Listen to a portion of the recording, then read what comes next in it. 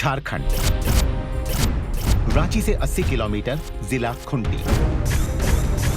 एक आदिवासी इलाका, मुख्य धंधा खेती और जंगल से लकड़ी काटकर बेचना।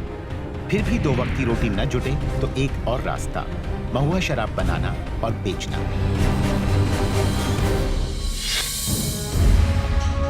मरसा गुड़िया की कहानी भी अलग नहीं।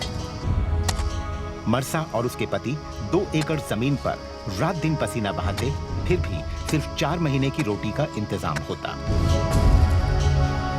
हार कर मरसा ने भी शराब बेचनी शुरू की, एक ऐसा काम जिसे आदिवासी समाज में भी इज्जत से नहीं देखा जाता।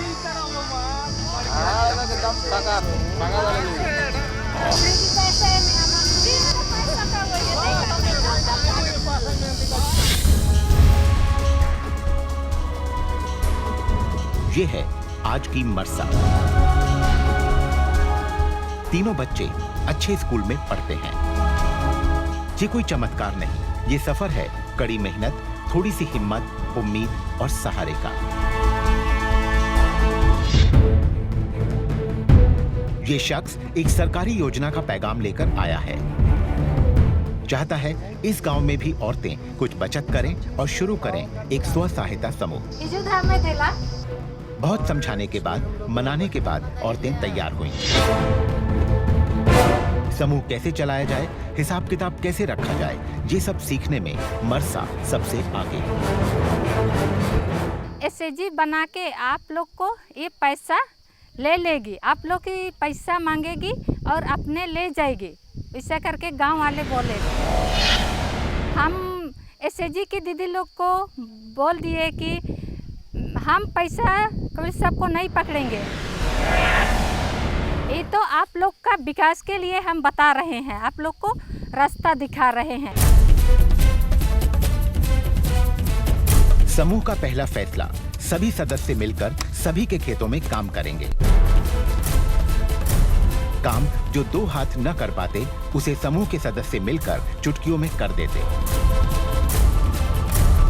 अब किसी के घर अनाज की कोई कमी नहीं। बीमारी हो जाते हैं, स्कूल फीस के लिए, खेती बाड़ी के लिए, तो दीदी के पास पैसा नहीं रहता है तो ग्रुप से वो लोग निकाल लेते हैं। बहुत जल्द मरसा के समूह ने शुरू की राशन की दुकान। धीरे धीरे सामने आई मरसा की अपनी शख्सियत। उसे अपनाया गया बतौर कम्युनिटी सर्विस प्रोवाइडर। जो कुछ खुद सीखा उसे दूसरों को सिखाने का जिम्मा लिया मरसा ने। आज मरसा दूसरी महिलाओं को स्व सहायता समूह बनाने की प्रेरणा देती है, उन्हें समूह को चलाने की ट्रेनिंग देती है। फिर वो दिन भी आया जब मरसा को गांव की पंचायत का सदस्य चुना गया। आज मरसा बतौर पंचायत सदस्य गांव में महात्मा गांधी नरेगा के तहत होने वाले कामों की निगरानी करती है। कोशिश करती है कि हर काम समय से हो और सभी को मजदूरी समय से मिले। एक पुरुष प्रधान समाज में मरसा की आवाज आज सुनी जाती है। आवाज जो सिर्फ अपने लिए या अपने परिवार के लिए नहीं, पूरे गांव, पूरी कम्युनिटी के लिए उठती है।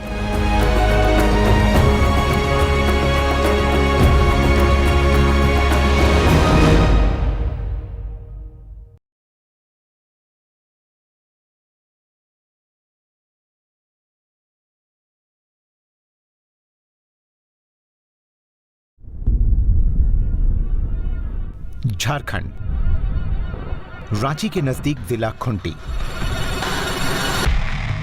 बोतलो गांव। बच्चे को जन्म देते समय सुभानी की हालत बिगड़ती गई। मां और बच्चे को बचाने के लिए 35,000 का कर्ज लेना पड़ा। बदले में गिरवी रखनी पड़ी 3.5 एकड़ जमीन। शुरू हुआ कभी ना टूटने वाला कर्ज का चक्रव्यूह। पेट भरने के लिए अपनी ही जमीन पर मजदूरी करने लगे। चारों तरफ निराशा ही निराशा। कुछ पल की राहत ढूंढते देसी शराब में।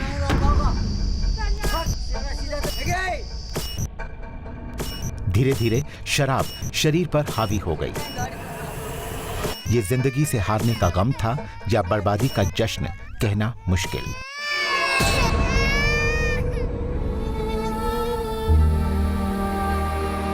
सुभानी के गांव में एक स्व सहायता समूह था। सुभानी भी उसकी सदस्य थी। समूह नया था, इसलिए चाहकर भी सुभानी की ज्यादा मदद नहीं कर सकता था।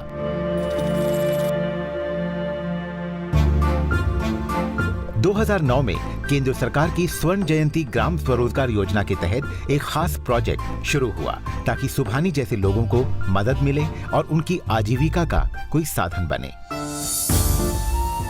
तय हुआ सुभानी मुर्गी पालन शुरू करे, जिसके लिए उसे दिया जाए 20,000 रुपए का कर्ज। लेकिन एक डर था जिसने सुभानी के कदम जकड़ लिए।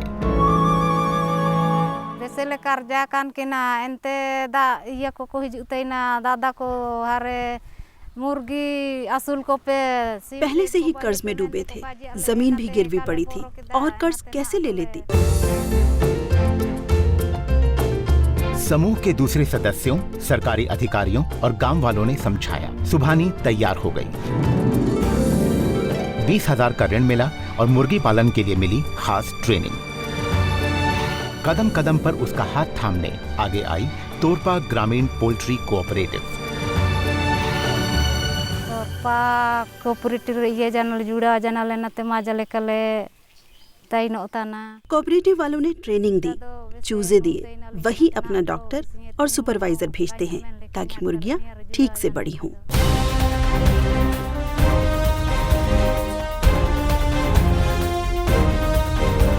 सुभानी की सारी मुर्गियां गांव में ही कोऑपरेटिव वाले खरीद लेते हैं।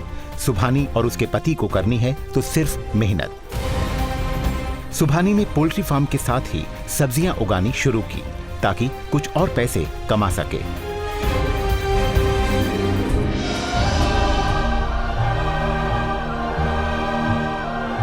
सुभानी बैंक से लिया कर्ज तो चुका ही रही है।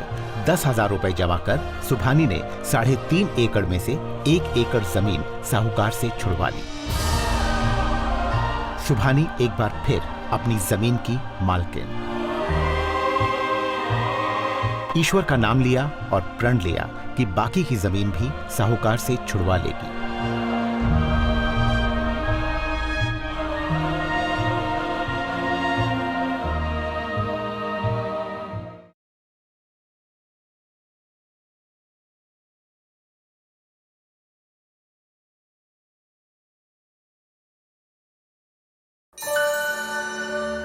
ये हाथ इस मिट्टी को, इसकी खुशबू, इसके आकार को बहुत अच्छी तरह पहचानते हैं।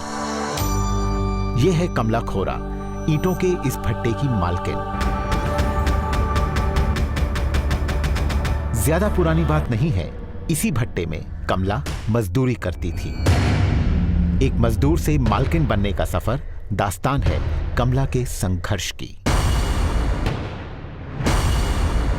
रात दिन मजदूरी करने के बावजूद कमला और उसके पति बच्चों को पेट भर खाना भी न दे पाते। इसके आगे सोचने की ना तो फुर्सत और ना ही सपने। ये कहानी सिर्फ कमला की हो ऐसा नहीं है। बॉक्साइट माइनिंग के लिए पूरी दुनिया में मशहूर ओडिशा का जिला कोरापुट। 50% से ज्यादा जनसंख्या शेड्यूल्ड ट्राइब्स की। खेती और मजदूरी के अलावा कोई पेशा नहीं जो लोग अपना सकें।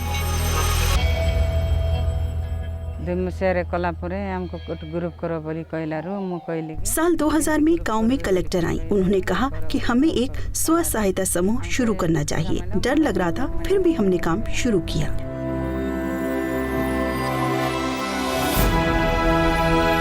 गांव की 20 औरतों ने मिलकर शुरू किया ये स्व सहायता समूह।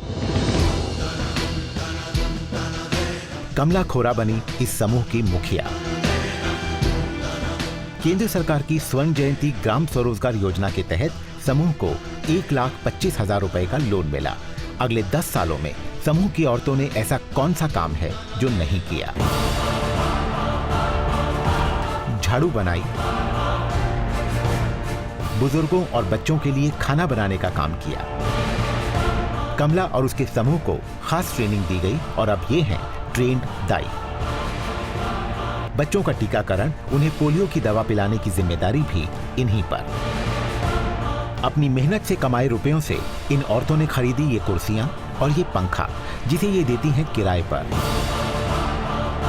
क्या कोई मान सकता है कि ये सारा काम निरक्षर कमला की देखरेख में गांव की निरक्षर औरतें करती हैं।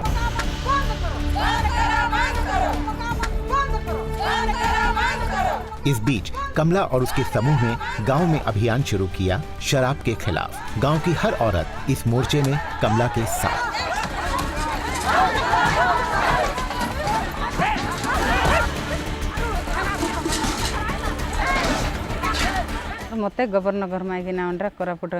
मुझे गवर्नर ने खास अधिकार दिया है शराब के अड्डों को तोड़ने का, शराबियों को गिरफ्तार करने का।